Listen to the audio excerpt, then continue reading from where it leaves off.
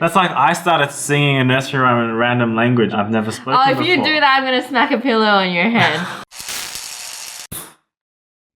Hey guys, what is up? I'm Max. I'm Wenji, and welcome back to Reacticorns. Today, we're going to be looking at some creepy stories told by kids. It's my worst nightmare. I don't like creepy stories. Oh, you don't like creepy stories? But what if they're told by kids? Does that make it better or what? No, the scariest things are like when kids are possessed. It's like my worst nightmare. It's so scary. Oh no. Okay, well hopefully you get through this and let's get into it. When my son was 3, he started singing a Polish nursery rhyme that my husband's grandmother used to sing to all the babies in the family. She passed away before my son was born. We don't speak or sing Polish. No, the grandmother came to haunt. How did he know? Yeah, maybe like a little grandmother was singing in his room or like in the dark. Maybe her ghost was like singing it to him. That's so scary. That's so weird. That is weird. My daughter, from a severe brain injury when she was 11 weeks old, was in a coma for 3 days. For years afterwards, when it rained, she would comment, "Smells like God." So if you ever wondered what God smells like, you're welcome. Oh, wow. That's weird.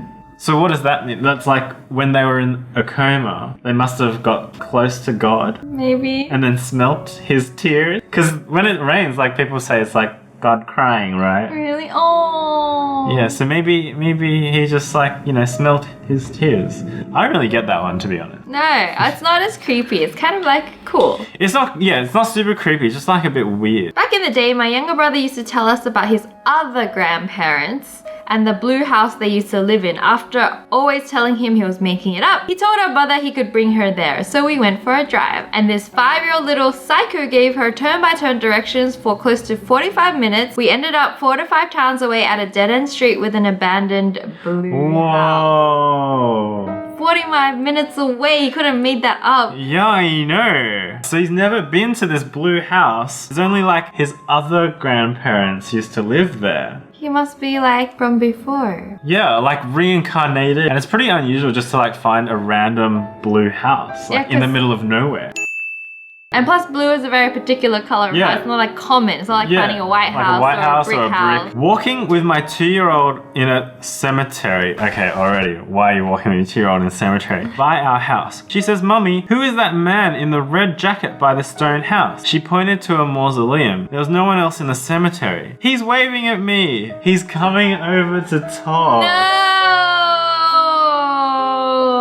I'd be out of there so quick. I'd be like, "Don't talk to strangers." He's coming over to talk. Well, I'm not sticking around to talk to him. I'm out. My daughter was about 5 when she says, "You're the best mummy I've ever had." I said, "I'm the only mummy you ever had." She looks at me and says, "No, you're the 3rd one, but I like you the best." Whoa, that's weird. Again. It's like with the reincarnation. Yeah, the 3rd life. I mean, I guess at least, she likes her the best. So that's a good thing, right? Well, I wonder what happened to the other 2. Maybe she killed him. Hey, stop making me freak out. It's a good thing she likes this one.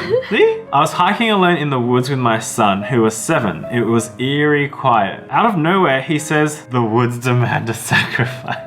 He's been reading too many books. Yeah, this 7-year-old needs a slapping. Oh, like a slapping? He's just got a wild imagination. I know. It all depends how he says it. Imagine like he stops you and turns to you like...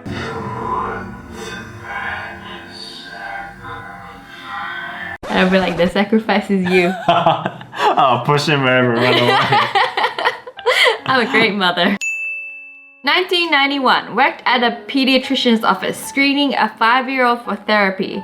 He lived in the country, no friends, homeschooled, parents, had no TV. Mid-screen, he looks at me, says, "Your brother saved my life in Desert Storm." I went cold and pale. My brother was in Iraq. Desert Storm sounds like a... It does sound like, I feel like I've heard it before. I don't really. But why does a 5-year-old even know like the military name Desert Storm? Well, maybe he's just part passing on a message from the other side. Yeah, see, that's creepy. I was watching a prec class while the teacher was out, and this little girl walked up to my belly, pointed, and said, "There's a little tiny baby in there. There's a little baby right there." I was pregnant, but hadn't told my job. Oh, wow. How did the kid know?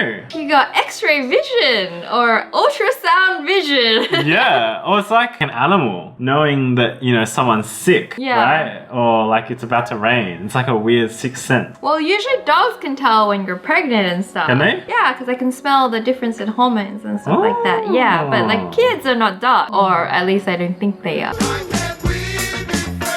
As a child, I woke up in the middle of the night to a tall man at my bed rubbing my leg. That sounds creepy already. Yeah, that's pretty weird. I was afraid to scream. My parents never believed me, but my older brother fit the description.